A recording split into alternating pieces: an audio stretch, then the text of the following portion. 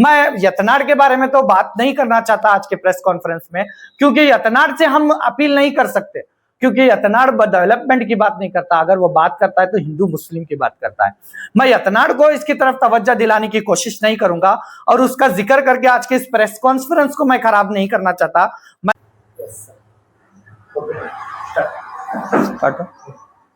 अस्सलाम वालेकुम, जय भीम।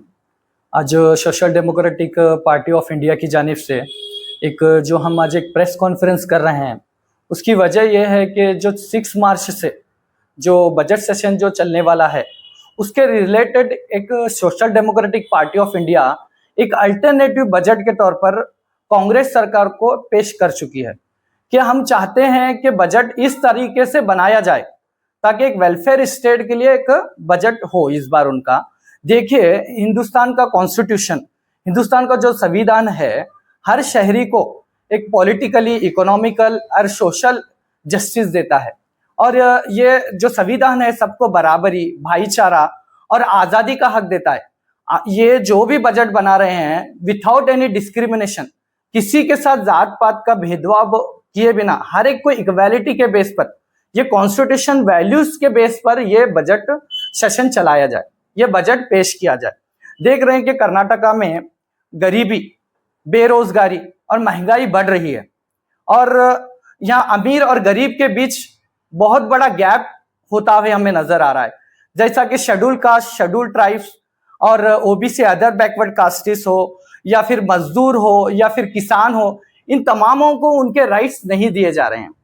इन तमामों को उनके राइट्स नहीं दिए जा रहे हैं। हम चाहते हैं, हम social democratic party of India वाले इस बार कांग्रेस सरकार सिद्धरामैया से एक मुतालबा कर रहे हैं कि इस बार का जो आप बजट पेश कर रहे हो, ये बजट जनता बजट के तौर पर हो, पीपल्स बजट के तौर पर हो, जो अवाम के फलाह बहबूद के लिए आप ये बजट बनाएं। 6 मार्च को इस बजट के लिए हम सिद्धरामैया को भी, हमारी मुलाकात हुई हमारे स्टेट कमेटी मेंबर्स की, और हम बहुत सारे एमएलएस को भी इस बजट के रिलेटेड एक बुकलेट जो है हमारी, हम इस बार जनता बजट बोलकर एक जो बुकलेट बनाए हैं, इसमें तमाम चीजें मौजूद हैं कि किस तरीके से इस बार का बजट होना चाहिए। हम तमाम एमएलएस को मिलकर और तमाम मिनिस्टर्स को मिलकर एक हम जनता बजट का ये बुकलेट हम उनको हैंड ओवर कर चुके हैं। आखिर बजट कहते किसको हैं? बजट कहते उसको हैं जो वेलफेयर स्टेट के लिए हो और अवाम की फलाह बहबूद के लिए हो। मैं कर्नाटका की अवाम से कहता हूं कि बजट जो बनाया जाता है, जो हम टैक्स, हमारे पास से जो टैक्स कलेक्ट किया जाता है एक वेलफेयर स्टेट के नाम पर, आज जो जनता की तरफ से जो टैक्स कलेक्ट किया जा रहा है एक वेलफेयर स्टेट के नाम पर कलेक्ट किया जाता है। जब हम बजट को देखते हैं तो कहीं हमें वेलफेयर स्टेट नजर नहीं आता। एसडीपीआई ने 17 सेक्शंस पर हुकूमत की तवज्जो दिलाने की कोशिश की है इस बजट में। 17 सब्जेक्ट पर हम इस हुकूमत कर्नाटका की कांग्रेस हुकूमत को तवज्जो दिलाने की कोशिश की है। उसमें हम मेन जो मैं अभी फर्स्ट जो टॉपिक पर बात करने जा रहा हूं, एजुकेशन और हेल्थ एक मोस्ट इंपॉर्टेंट टॉपिक्स हैं ये बजट सेशन में। इन सेहत और तालीम एक बहुत ज्यादा इंपॉर्टेंट फोकस करने वाले टॉपिक्स हैं। देखिए, कर्नाटका में बजट में सिर्फ 10 to 11% का हिस्सा एजुकेशन के लिए दिया गया था, एजुकेशन के लिए अलोकेट किया गया था। लेकिन social democratic party of India इस बार हुकूमत से मुतालबा करती है कि 20% हिस्सा, बजट का 20% हिस्सा एजुकेशन के लिए दिया जाए, क्योंकि हम देख रहे हैं कि आज गवर्नमेंट स्कूल्स की क्या हालत है। हम जब ग्राउंड में जब रिपोर्ट कलेक्ट करने के लिए उतरते हैं तो आज गवर्नमेंट स्कूल्स की क्या हालत है। वहां टीचर्स की कमी होने के बाइस बहुत सारे लोग अपने बच्चों को गवर्नमेंट स्कूल में एजुकेशन नहीं दिलाना चाहते। अपने बच्चों को गवर्नमेंट स्कूल की बजाय वो आज प्राइवेट स्कूल्स में अपने बच्चों को एजुकेशन दे रहे हैं। इसकी खास वजह यह है कि हमारे गवर्नमेंट स्कूल्स का इंफ्रास्ट्रक्चर पूरा टोटली वीक है, पूरे बिल्डिंग्स डैमेज है। ना वहाँ टॉयलेट की फैसिलिटीज मौजूद है, ना वहाँ ड्रिंकिंग वाटर की फैसिलिटीज मौजूद है, ना वहाँ पर सब्जेक्ट टीचर्स मौजूद हैं। ऐसे बहुत सारे प्रॉब्लम्स है गवर्नमेंट स्कूल का इंफ्रास्ट्रक्चर, ना वहाँ सही तरीके से क्लासरूम्स मौजूद हैं। इन तमाम रीजंस होने के बावजूद इसीलिए तो आज लोग अपने बच्चों को गवर्नमेंट स्कूल्स की बजाय प्राइवेट स्कूल्स में तालीम दे रहे हैं। आज 62,500 62,500 टीचर्स के वैकेंसीज खाली हैं, लेकिन खाली होने के बावजूद भी आज उनको पूर्ण नहीं किया जा रहा है। इसकी वजह क्या है? मैं सरकार से पूछना चाहता हूँ 62,500 टीचर्स के वैकेंसी खाली होने के बावजूद भी आप इनको फिलअप नहीं करते, इसकी वजह क्या है? देखिए वहां का आज आपको चाहिए कि एजुकेशन सिस्टम को मजबूत बनाया जाए। कर्नाटका में एजुकेशन सिस्टम को मजबूत बनाया जाए, जहां पर इस कर्नाटका में हमारा कन्नड़ा सब्जेक्ट लैंग्वेज होते पर भी आज एसएसएलसी के एग्जाम्स में कई लाखों बच्चे कन्नड़ा सब्जेक्ट में फेल हो रहे हैं। क्यों फेल हो रहे हैं? इसकी एक वजह है कन्नड़ा सब्जेक्ट का टीचर वहां अवेलेबल नहीं होने की वजह से कन्नड़ा सब्जेक्ट्स में फेल हो रहे हैं। स्पेशली खास तौर पर जब हम उर्दू स्कूल्स की हालत को देखते हैं, गवर्नमेंट उर्दू स्कूल्स की हालत को देखते हैं, तो हमें बहुत बड़ा अफसोस होता है कि ये गवर्नमेंट उर्दू स्कूल्स की हालत पूरी तरह से बदतर हो गई है। आज कहां है वो सेक्युलर लीडर्स जो मुस्लिम कम्युनिटी का वोट लेते हैं, 92% माइनॉरिटी का वोट लेकर एक हुकूमत बनाते हैं, तो उस 92% के मुतालबों को पूरा नहीं करते। आज गवर्नमेंट स्कूल के टीचर्स लेक्चरर्स को 90% सीट्स अवेलेबल हैं, तो वहां भी भर्तियां नहीं हो रही हैं। क्या वजह है कि उर्दू लेक्चरर्स के पोस्ट को फिलअप नहीं किया जा रहा है? हम हुकूमत से मुतालबा करते हैं कि हर डिस्ट्रिक्ट में एक मॉडर्न गवर्नमेंट स्कूल बनाई जाए। एसडीपीआई वालों का इस बार हुकूमत से मुतालबा है कि हर डिस्ट्रिक्ट में गवर्नमेंट मॉडर्न स्कूल बनाए जाए।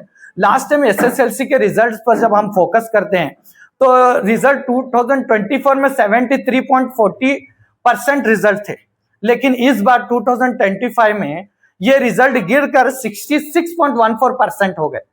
जब पीयूसी के रिजल्ट 2024 में 81% थे, जो अब 2025 में गिरकर 73.45% हो गए। ये रिजल्ट को हाई परसेंटेज की तरफ ले जाने के लिए हमारी सरकार को कोशिश करना चाहिए। आंगनवाड़ी से लेकर हम एसडीपी वाले डिमांड करते हैं कि आंगनवाड़ी से लेकर हायर एजुकेशन तक फ्री एजुकेशन प्रोवाइड की जाए। और जो आज हमारे बच्चे अगर तालीम से महरूम हो गए तो कर्नाटका कैसे तरक्की कर पाएगा? कर्नाटका अगर तरक्की करना है तो हमारे बच्चों को तालीमी याफ्ता बनाने की जरूरत है।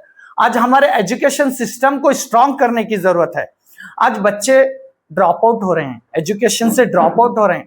क्यों ड्रॉप आउट हो रहे हैं? क्योंकि प्राइवेट स्कूल में हाई फीस होने की वजह से आज हमारे बच्चों को एजुकेशन से, उनकी फाइनेंशियल कंडीशन वीक होने की वजह से आज उन्हें एजुकेशन से ड्रॉप आउट होना पड़ रहा है। आज प्राइवेट स्कूल एक मुनाफाखोरी के अड्डे बन चुके हैं। आपको पता है प्राइवेट स्कूल्स की इतनी हाई फीस होने के बावजूद, इतना हाई एक्सपेंसेस होने के बावजूद आज हमारे लोग वहां पर एजुकेशन दिलाने में नाकाम हो रहे हैं। देखिए कि एससी एसटी और ओबीसी और माइनॉरिटी स्टूडेंट्स के लिए फ्री कोचिंग सेंटर्स खोले जाएं। हम डिमांड करते हैं। और केएएस और यूपीएससी के प्रॉपर ट्रेनिंग दी जाए। आईएएस और केएएस के लिए बेंगलुरु में ट्रेनिंग होते हैं, सिर्फ बेंगलुरु में ट्रेनिंग होते हैं। हम चाहते हैं कि इसको जोन वाइज ट्रेनिंग सेंटर्स बनाए जाएं।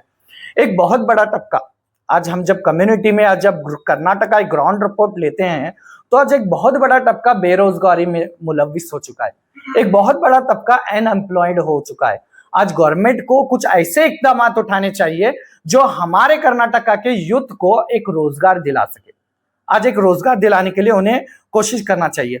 और दूसरा टॉपिक जो हेल्थ को लेकर है, ये भी बहुत इंपॉर्टेंट टॉपिक है। हेल्थ के लिए 17,473 करोड़ 17,417 करोड़ रुपीस एलोकेट किए गए थे। मैं पूछना चाहता हूं सरकार से, क्या ये 17,000 करोड़ रुपए काफी हैं क्या हेल्थ के लिए? आज जब गवर्नमेंट हॉस्पिटल्स का सर्वे करते हैं तो वहां डॉक्टर्स अवेलेबल नहीं होते, वहां डॉक्टर्स की कमी है, वहां नर्स और स्टाफ का शॉर्टेज मौजूद है, वहां एम्बुलेंस और इमरजेंसी सर्विस को वीक किया गया है। आज हेल्थ हॉस्पिटल्स को, गवर्नमेंट हॉस्पिटल्स को मजबूत बनाने की जरूरत है। गवर्नमेंट हॉस्पिटल्स में लोग आना नहीं चाहते। इसकी खास वजह क्या है? क्योंकि वहां पर वो फैसिलिटीज मौजूद नहीं है जो प्राइवेट हॉस्पिटल्स में मौजूद हैं। हम सिद्धरामैया सरकार से एक मुतालबा करते हैं कि आप गवर्नमेंट हॉस्पिटल को उस तरीके से बनाए कि हर एक शख्स वहां पर आके अपना ट्रीटमेंट कर ले। और 650 करोड़ रुपए हम हुकूमत से मुतालबा करते हैं कि 650 करोड़ रुपए हर डिस्ट्रिक्ट के लिए एक गवर्नमेंट हॉस्पिटल को एलोकेट किया जाए और हर डिस्ट्रिक्ट में गवर्नमेंट मेडिकल कॉलेज बनाई जाए ताकि हर गरीब का बच्चा भी डॉक्टर बन सके। सिर्फ अमीर के बच्चों को ही डॉक्टर बनने का हक नहीं है, कुछ मेरिट बच्चे भी होते हैं जो गरीब खानदान से ताल्लुक रखते हैं, इन बच्चों को भी डॉक्टर बनने का राइट है। तो उस राइट के हिसाब से गवर्नमेंट मेडिकल कॉलेज बनाई जाए और गवर्नमेंट हॉस्पिटल्स में डायलिसिस और हार्ट सर्जरी को लेकर जो भी गवर्नमेंट हॉस्पिटल्स बनाए गए हैं, डायलिसिस और हार्ट सर्जरी को लेकर जो मेजर ट्रीटमेंट्स हैं उसका फ्री ट्रीटमेंट किया जाए या फिर सब्सिडी कर दी जाए। ये हम एसडीपी वाले डिमांड करते हैं। और कर्नाटका में थर्ड पॉइंट मैं जो बात करने जा रहा हूं, कर्नाटका में जो माइनॉरिटी वेलफेयर के लिए जो 10,000 करोड़ रुपए का आपने बजट एलोकेट किया, मैं पूछना चाहता हूं इस बैठी हुई सरकार से, क्या ये 10,000 करोड़ रुपए का बजट क्या माइनॉरिटी के लिए काफी है? क्या माइनॉरिटीज के लिए 10,000 करोड़ रुपए काफी हैं? क्या 10,000 करोड़ रुपए जो उन्होंने सैंक्शन किए, आज तक उसका सही तरह से 100% ग्राउंड लेवल पर इंप्लीमेंटेशन भी नहीं हो पाया। जो लास्ट टाइम का जो बजट था सही तरीके से उसका इंप्लीमेंटेशन नहीं हुआ। लास्ट टाइम जो बजट उनका जो सैंक्शन एलोकेट किए थे 57% बजट वो लोग इस्तेमाल किए हैं। 24,000 करोड़ रुपए जो लास्ट ईयर के बजट में 24,000 करोड़ रुपए को आज तक यूटिलाइज नहीं किया गया। बजट सिर्फ दिखावे के लिए नहीं होना चाहिए, बजट ग्राउंड लेवल पर यूटिलाइज करने के लिए बजट होना चाहिए। देखिए 2026 और 27 में जो बजट पेश करने जा रहे हैं, हम social democratic party of India की जानिब से कर्नाटक हुकूमत से मुतालबा करते हैं कि ये जो 10,000 करोड़ रुपए माइनॉरिटी के लिए जो बजट दिया जा रहा है इसको बढ़ाकर 15,000 करोड़ रुपए हमें दिए जाए। सच्चर कमेटी की रिपोर्ट 2006 की जब सच्चर कमेटी की रिपोर्ट हम उठाकर देखते हैं तो उस रिपोर्ट में कहा जाता है कि मुसलमानों की हालत दलितों से भी नीचे आ गई है सोशली इकोनॉमिकली। लेकिन आज हमारे जो सेक्युलर लीडर्स, आज जो हमारे मुसलमानों के एमएलएज हैं, आज इन मुसलमानों की हालत को डेवलप करने के लिए आज इनका स्टैंड क्या है?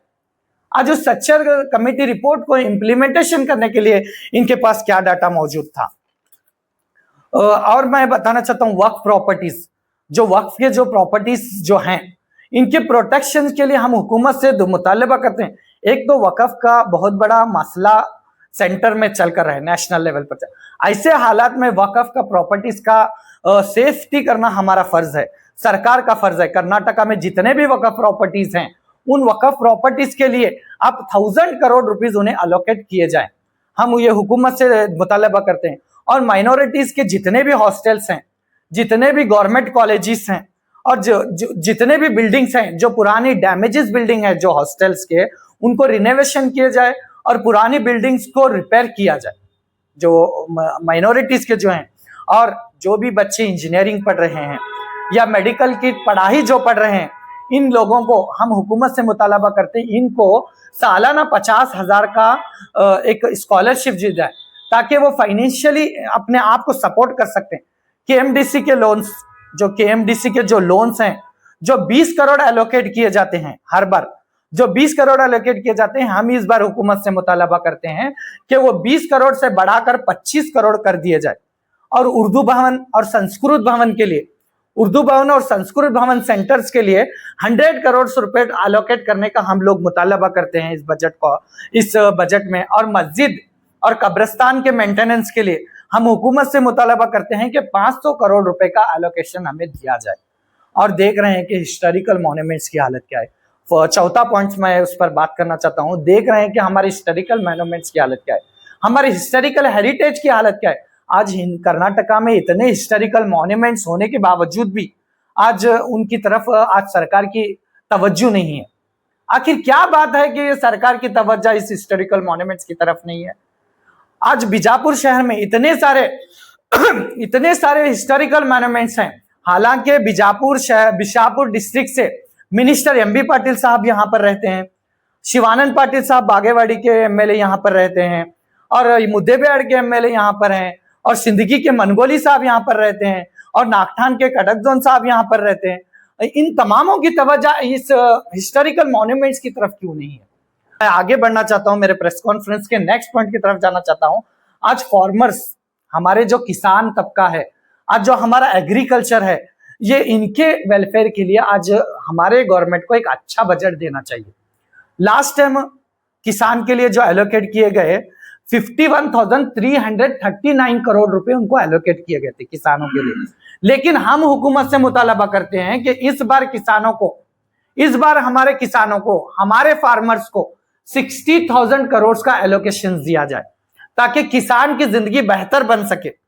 किसानों के जो पुराने कर्ज हैं, जो पुराने लोन्स हैं, उन्हें माफ कर दिया जाए और जो नए लोन्स वो जो ले रहे हैं उनको विदाउट इंटरेस्ट के लोन दिया जाए ताकि वो अपने फाइनेंशियल कंडीशन को इंप्रूव करें। इकोनॉमिक एम्पावरमेंट के लिए 6,000 करोड़ रुपीस अलोकेट किया जाए ताकि लोग स्मॉल बिजनेस करने के लिए उन्हें लोन दिया जाए और इन्हें सब्सिडी दी जाए। और जो लैंडलेस फैमिलीज हैं जिनके बेघर जो खानदान हैं उनको घर प्रोवाइड किए जाए, उसके लिए 500 करोड़ रुपीस अलोकेट किए जाए। और क्लीन और ग्रीन सिटीज के लिए 2,000 करोड़ रुपीस अलोकेट किए जाए। ये एसडीपीआई डिमांड करती है ताकि हिंदुस्तान देख सके कि कर्नाटका की खूबसूरती को लोग देख सके कि ये ग्रीन सिटीज बनाने में ये लोग सिद्धरामैया की सरकार कामयाब हो गई। यहाँ ग्रीन पार्क्स और ट्री प्लांटेशंस को के प्रोजेक्ट्स लाए जाए और चाइल्ड और वुमेन वेलफेयर के लिए अच्छा फंड दिया जाए और लेबर वेलफेयर के लिए जो लेबर तबका है, जो मजदूर तबका है, इनके लिए अच्छा वेलफेयर दिया जाए। जो लेबर तबका जो डेली बेसिस पर, जो डेली वेजेस पर काम करता है, जो अनऑर्गेनाइज सेक्टर्स में काम करते हैं, जो डेली वेजेस पर काम करते हैं, जो कंस्ट्रक्शन में काम करते हैं, इनको मजबूत बनाने का एक मिशन बनाया जाए। एक अच्छा कंपेंसेशन उनको देने के लिए फिक्रमंद कराया जाए। और आदिवासियों के लिए भी हम अपील करते हैं कि हुकूमत से उनके लिए भी एक अच्छा बजट लाया जाए और एक हेवी इंडस्ट्रीज को लेकर 2025 से लेकर 2030 तक का एक मकसद बनाया जाए। एक मकसद बनाकर 7,30,000 करोड़ रुपए का इन्वेस्टमेंट करके 20 लाख लोगों को जॉब देने की आप कोशिश करें। और देखिए, आज हमारा बहुत सारा यंग जनरेशन बेरोजगार है। बेरोजगार होने के साथ साथ हमारा यूथ आज नशे में मुलविस है, आज ड्रग्स एडिक्टेड बन चुका है। आज हमारे यूथ को एक रोजगार देके इस ड्रग्स एडिक्टेड से दूर किया जाए और हम हुकूमत से मुतालबा करते हैं कि एंटी ड्रग्स और सोशल अवेयरनेस प्रोग्राम चलाए जाएं। एक हेल्दी यूथ सोसाइटी बनाने की कोशिश की जाए। आखिर में मैं बोलना चाहता हूं हुकूमत से, बजट कहते उसको हैं, बजट किसको कहते हैं बोले तो बजट इसको कहते हैं जिसमें सोसाइटी का वेलफेयर हो, जिसमें अवाम के वो मुतालिबात पूरा किए जाए जो अवाम हुकूमत से मुतालबा कर रही है। आज social democratic party of India Siddaramaiah की सरकार, कांग्रेस सरकार से ये मुतालबा करती है और उसके साथ साथ ये उम्मीद भी करती है कि इंशाल्लाह इस बार सिद्धरामैया सरकार हमारे इस अल्टरनेटिव बजट की तरफ फोकस करेगी। और तमाम एमएलए से मैं गुजारिश करता हूं कि इस बजट, जनता बजट की जो बुकलेट है, आप इसको पढ़कर इस जनता बजट की तरफ तवज्जो करें। सिर्फ बजट अनाउंस करना काफी नहीं है, सिर्फ बजट को अनाउंस करना काफी नहीं, बल्कि बजट को ग्राउंड लेवल पर इम्प्लीमेंटेशन करना बहुत ज्यादा इंपॉर्टेंट है। आज बजट तो पैसा अलोकेट किया जाता, लेकिन पैसा रास्ते में करप्शन में फंस जाता। आप इस बात को याद रखिए, आप इस बात को ध्यान दीजिए, हमारा बजट का पैसा करप्शन में ना मुलविस हो जाए। और आपकी मॉनिटरिंग अच्छी होनी चाहिए, आपका मॉनिटरिंग मजबूत होना चाहिए, बजट का सही यूटिलाइजेशन होना चाहिए। बस मैं यही डिमांड कर्नाटक सरकार से करना चाहता हूँ। सरकार 5 गारंटी दे रही है, 5 गारंटी देने के बावजूद ये करना मुनासिब है? हाँ, 5 गारंटीज जो दे रहे हैं, हम जब बात कर रहे हैं तो हेल्थ की बात कर रहे हैं और हम एजुकेशन की बात कर रहे हैं।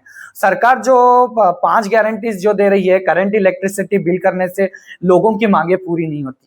सिर्फ इलेक्ट्रिसिटी बिल आप फ्री कर रहे हो और या महिलाओं को 2,000 आप महीना में डाल रहे हो, तो इससे हमारे वो डिमांड्स पूरे नहीं होते जो हम चाहते हैं एजुकेशन को लेकर या हमारे हेल्थ को लेकर या आदिवासियों को लेकर। वो डिमांड्स आप पूरे करने में नाकाम हो जाएंगे अगर बाकी के डिमांड्स पूरी नहीं करेंगे तो। अभी आपने बताया कि सिटी एमएलए को हम बोलेंगे नहीं, कुछ बोलेंगे, क्या वो नगर शासक नहीं है, इस नगर में कैसे स्मार्ट नहीं आते हैं? हाँ, वो सिटी एमएलए जो हैं हमारे, जो बीजापुर सिटी के जो एमएलए हैं, एक कम्युनल एमएलए के तौर पर वो जाने जाते हैं, क्योंकि उनके बहुत सारे स्पीचेस में वो कह चुके हैं कि मैं सिर्फ हिंदुओं के लिए काम करूंगा, सिर्फ और माइनॉरिटीज के लिए वो काम करना नहीं चाहते। तो हम इसलिए उन्हें इस बार गुजारिश नहीं कर रहे क्योंकि आपको डेवलपमेंट के बारे में कुछ नॉलेज भी नहीं है और आप एजुकेटेड भी नहीं है, आपको उसके बारे में चर्चा करना भी नहीं आता, इसलिए हम उनसे बात नहीं करना चाहते इस बारे में। हाँ, जो हमारे एमएलए यत्नाथ साहब जो हैं, बीजापुर को एक क्या बोलते हैं, कौन सी सिटी, स्मार्ट सिटी का जो दावा कर रहे हैं, ये बिल्कुल पूरी तरह से झूठा वादा है। वो इस वादे में नाकाम है और वो पूरी तरह से नाकाम है। अभी बात आप करें कि माइनॉरिटीज के बारे में क्या है, तो जेम रोड जो आती है माइनॉरिटीज के लिए आती है कि हिंदुओं के लिए आती है। फिर ये 2023 के चुनाव में ही 72 द्वारा ही बुद्धि पूजा करनी शुरू की, बड़ी कमान का काम हुआ था। हाँ, वही जो जो माइनॉरिटीज के फंड सैंक्शन किए जाते हैं, मैं आखिरी पॉइंट्स आपको मेरे स्पीच में बोला कि फंड सैंक्शन एलोकेट किए जाते हैं, लेकिन रास्ते में करप्शन की वजह से फंस जा रहे हैं वो।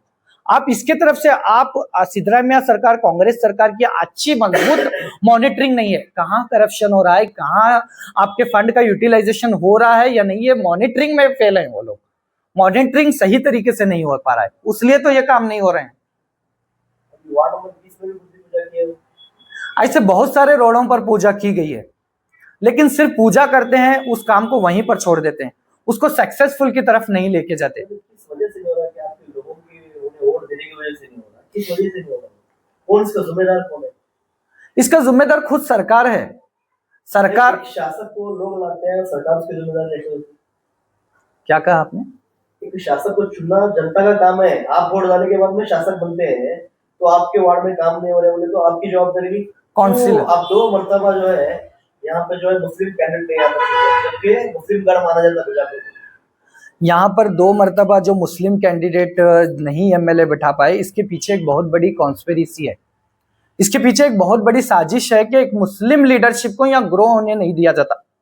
फर्स्ट बात मैं आज इस प्रेस कॉन्फ्रेंस के जरिए बताना चाहता हूँ बहुत जिम्मेदारी से कि एक मुस्लिम लीडरशिप को बीजापुर में ग्रो होने नहीं दिया जा रहा, इसके पीछे बहुत बड़े लीडर्स की एक साजिश चल चुकी है, इसलिए तो यहाँ एक मुस्लिम लीडरशिप को उठाया नहीं जा रहा है। मुस्लिम लोग हैं जो मुसलमान को उभरने दे रहे, कौन लोग हैं? अब देखो एक अभ्यर्थी जब नॉमिनेशन देता है तो उसके पीछे 28 अभ्यर्थी जो है नॉमिनेशन देते हैं वहां पर जाकर टिकट मुझे तो फिर वो इलेक्शन में वोट आपको कैसे करेंगे? टिकट तो एक होता है, 28 अभ्यर्थी 30 अभ्यर्थी जाकर आप वहां जाकर नाम मैं आकांक्षी हूँ उसका देते हैं तो मुसलमान एमएलए कैसे बन सकता है? वही तो एक हमारी मुस्लिम कम्युनिटी में एक अवेयरनेस पैदा करने की जरूरत है। हमारी मुस्लिम कम्युनिटी में तुम 28 कैंडिडेट डाल रहे हो, तो 28 कैंडिडेट डालना बेफायदा है, हम खुद अपना नुकसान कर ले रहे हैं, खुद एक कम्युनिटी, एक माइनॉरिटी जो मुस्लिम है खुद अपना नुकसान कर ले रहे हैं। सब लोगों को एक प्लेटफॉर्म पे जमकर एक यूनिटी में आकर एक कैंडिडेट को डालकर एक इलेक्शन करना चाहिए। जो मुस्लिम का गढ़ माना जाता है, शासक द्वारा काफी बयान दिए गए हैं, जेम रोड को लेकर पाकिस्तान का भी उन्होंने शब्द इस्तेमाल किया, तो मैं ऐसी जगह चुन कर आ रहा हूँ बोलकर वो शब्द बार बयान कर, तो उसके बाद फिर मुसलमान को तो शर्म से डूबने की वो शासक का वो ऐसे स्पीचेस करना बार बार, वो तो एक आदत बन गई है। वो क्या समझ रहे हैं, मैं ऐसी स्पीचेस करने से मुझे कर्नाटक का सीएम बनाया जाएगा, लेकिन ऐसा हो नहीं सकता। वो सिर्फ पॉलिटिक्स कर रहे हैं, उनका दूसरा कोई एजेंडा नहीं है उनके पास, कोई डेवलपमेंट की बात नहीं है, सिर्फ हिंदू मुस्लिम करना ही उनका काम है। सिर्फ मुसलमानों को टीपू सुल्तान, बुरका, हिजाब, जो कम्युनल स्पीचेस हैं उनका देना, वो वही चीजों में माहिर हैं और वो आइंदा भी वही करते रहेंगे। हम उसकी तरफ तवज्जो नहीं देना चाहते। जैसा आपने अभी एक सवाल किया कि मुसलमान, बीजापुर मुसलमानों का गढ़ होने के बावजूद भी यहाँ पर हमारा कैंडिडेट क्यों नहीं बैठ रहा बोल के, ये हमारी कर्नाटका में खास करके हमारे बीजापुर डिस्ट्रिक्ट में कहीं ना कहीं कॉम्प्रोमाइजिंग पॉलिटिक्स चली है। ये कैसा चली है, मतलब हमें इसका प्रूव करके आपको दिखा रहे हैं। टोटल 8 सिटी ये हैं हमारे असेंबली हैं बीजापुर डिस्ट्रिक्ट में, तो 7 में कांग्रेस बैठती, 1 में जेडीएस है, ठीक है। तो कांग्रेस डोमिनेटेड डिस्ट्रिक्ट है, लेकिन एमपी बीजेपी का बढ़ता, आपका एमपी बीजेपी का बढ़ता, तो कहीं ना कहीं कॉम्प्रोमाइजिंग पॉलिटिक्स हमारे बीजापुर में चली है। जैसा हमारे मुनाफ भाई ने बोला कि खास करके बीजापुर में एक मुस्लिम कैंडिडेट को डोमिनेट करने की कोशिश नहीं करने, मतलब उसके पीछे पैर खींचने की कोशिश की जा रही, एक मुसलमान को ग्रो करने नहीं दिया जा रहा। इसके बारे में हमारे जितनी भी अवाम है, अवाम कभी भी एकजुट रहती, लेकिन जितने भी लोग हैं, जैसा आप बोले 28 कैंडिडेट हैं, ये तमाम लोग क्या हैं, एक समझ के हैं, मतलब सबकी सोच एक है, तो आप बैठ गए और पूरी जना मिला के हमारे हमीद मुश्किल साहब को वोट करें, ऐसा नहीं है कि कौन भी नहीं करे बोल के सब जने वोट करें, लेकिन कहीं ना कहीं बोगस वोट का भी इसमें मिसयूज किया गया है। वो तमाम जनता जानती है, और इलेक्शन में हमें जितने भी लोगों को पकड़ पकड़ को दिखे हैं, हर इतनी बड़ी लिस्ट है। तो इसके बारे में भी क्या है, हम लोग को सोचने की बहुत जरूरत है। अभी ये जो SIR का प्रोसेस चला है, इसके जरिए जितने भी डुप्लीकेट वोट्स हैं, तो हमारी एक उम्मीद है कि गवर्नमेंट डिलीट करेंगी वो। दूसरा क्या है, मैं जैसा हमारे मुनाफ भाई बजट पेश करे, तो मेरे पास एक 2-3 पॉइंट्स हैं, मैं उसके जरिए क्या है आपका ध्यान यहाँ पर देना चाहता हूँ कि सबसे पहले तो हमारे गवर्नमेंट स्कूल जो हैं, तो ये RT राइट टू एजुकेशन जो है, इसका क्या है मिसयूज हो रहा है यहाँ पर। क्योंकि जहां पर भी आप प्राइवेट स्कूल में जाते हैं तो एक कोटा रखें RTA के जरिए प्राइवेट स्कूल में, तो अभी हमें जाको प्राइवेट स्कूल में पूछ रहे हैं तो उन्होंने बोल रहे हैं कि हमारे पास नहीं है, ये करके बोल रहे हैं। तो इसका जिम्मेदार कौन है? स्टेट गवर्नमेंट ही तो इसका जिम्मेदार, क्योंकि हर एक स्कूल को अलॉट कर रहता है उन्होंने इतने सीट्स तुम्हें देना बोल को। लेकिन हालांकि ये बात हमारे जो एजुकेशन है यहाँ पर रहते हैं डिपार्टमेंट के BO, हाँ इन DDPI सबको मालूम है, लेकिन एक्शन कौन भी नहीं ले रहे। तो हमें गवर्नमेंट सरकार, हमारी जो कर्नाटका सरकार है, तो मैं उनसे बोलना चाहता हूँ कि खास कर आप उसके ऊपर RT के ऊपर तवज्जो दें, क्योंकि ये खास करके माइनॉरिटीज के लिए है RT का जो सेक्शन आप बनाए। दूसरा क्या है, हॉस्पिटल जो गवर्नमेंट्स के हैं, हर वार्ड में एक हॉस्पिटल बनाए आप, नम क्लिनिक बोल के। लेकिन अगर आप वहां पर जाकर विजिट करेंगे तो वहां पर पहली बात तो जो भी एंटीबायोटिक्स हैं या दवाई गोली वहां पर मौजूद नहीं रहती, और दूसरा क्या है, डॉक्टर्स वक्त पर मौजूद नहीं है। तो इसकी जिम्मेदार कौन है? जो आप बजट बोल रहे हैं उसे इम्प्लीमेंट आप जमीनी सतह पर नहीं कर पा रहे, ग्राउंड लेवल आप देखेंगे तो उसका इम्प्लीमेंटेशन नहीं हो रहा। तो उसे खास करके ट्रांसपेरेंसी रखना, आप जो भी बजट दे रहे हैं तो इम्प्लीमेंट हो रहा क्या नहीं हो रहा, इसकी जिम्मेदार हमारे बीजापुर डिस्ट्रिक्ट के जो उस्तावरी मिनिस्टर हैं, वो इसके ऊपर क्या है खास करके ध्यान देना। और जो कॉलेज हमारे मुनाफे जैसा बोले कि मेडिकल कॉलेज गवर्नमेंट का, उसके लिए हमें 150 या 200 दिन का प्रोटेस्ट करे। ये प्रोटेस्ट करने की जरूरत पड़ना है क्या? हम ना को नहीं पड़ना एक्चुअल में, क्योंकि जो कांग्रेस गवर्नमेंट है ये सेकुलर गवर्नमेंट के नाम को आ रही है। तो हमें माइनॉरिटीज वाले इनको वोट कर को लेकर आई, तो एजुकेशन के लिए हम लोग उनके पास बैठ को डिमांड करना पड़ रहा। तो ये क्या है हमारे लिए एक नेगेटिव पॉइंट्स है गवर्नमेंट का। तो हमें क्या है उनका ध्यान यहाँ पर लाने की कोशिश कर रहे हैं। और एक लास्ट क्या है, हमारे जो मॉन्यूमेंट्स हैं, ये मैं परसों की बात जो बोलता हूँ आपको, जो हमारे 19 नंबर वार्ड में परसों जो घरों को गिराया जा रहा था, तो हमें वहां पर मौजूद थे 19 नंबर वार्ड में, जो वहां पर एक खंदक का काम चला है। तो वहां पर बाकायदा कोट दीवार तोड़ा गया है वहां पर ठेर को। तो आप मॉन्यूमेंट्स का कैसा आप उसकी देखभाल करने वाले? तो जो भी चीजें हैं ये गवर्नमेंट के अंडर रिच हो रहे हैं, तो लोगों को एक धोखा दिया जा रहा मेरी नजर में। तो ये तमाम चीजें क्या है हमें गवर्नमेंट के सामने रखना चाह रहे हैं। और हम स्पेशली बीजापुर के लिए एक डिमांड करते हैं कि कर्नाटका सरकार से, यहाँ पर हमारे मिनिस्टर MP पाटिल साहब भी आते हैं और हमारे बहुत सारे कांग्रेस के MLAs भी हैं। हम इनसे खास एक गुजारिश करना चाहते हैं कि बीजापुर में एक इंटरनेशनल स्टेडियम बनाया जाए। एक ऐसी आप डिमांड वहां पर रखें बजट सेशन में। और दूसरी बात, ये जो मॉन्यूमेंट्स हैं, जो हमारे जो हिस्टोरिकल मॉन्यूमेंट्स है, बीजापुर एक मॉन्यूमेंट से जाना जाता है। यहाँ पर बहुत सारे टूरिस्ट डेवलपमेंट किया जाए, उसके लिए एक special package 1000 crore Bijapur district के लिए एलोकेट किए जाए। और ये बीजापुर सिटी का देख रहे हैं कि ड्रेनेज सिस्टम, रास्ते पूरी तरह से डैमेज हैं, यहाँ कुछ भी डेवलपमेंट नहीं है। तो इस सिटी डेवलपमेंट की तरफ आप तवज्जो करें और इसके लिए अच्छा एक स्पेशल फंड आप वहां से मांग कर लेके आए।